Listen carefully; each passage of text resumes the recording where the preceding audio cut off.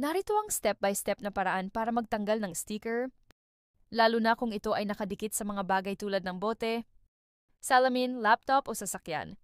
Paraan 1, pagtanggal ng sticker sa karaniwang materyales, plastic, salamin, metal, mga kaisingaw, hairdryer o mainit na tubig, plastic scraper o lumang credit card, cooking oil, gaya ng mantika o rubbing alcohol, malinis na basahan o tissue. Step by step, 1, painitan ng sticker. Kung walang hairdryer, pwedeng ibabad sa mainit-init na tubig, lalo na kung bote o baso ito. 2, simulang iangat ang gilid. Gamit ang kuko o plastic scraper, credit card, dahan-dahang iangat ang gilid ng sticker.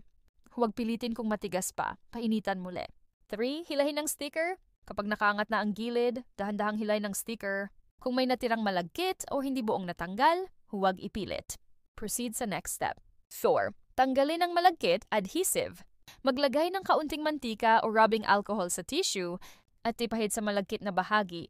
Hayaan ito ng ilang minuto sa kapunasan ng basahan hanggang matanggal. 5, linisin ang lugar. Punasan ng basang tela o sabon para matanggal ang mantika-alcohol residue. Gamit ang hairdryer, initan ng sticker ng mga 30 segundo hanggang 1 minuto.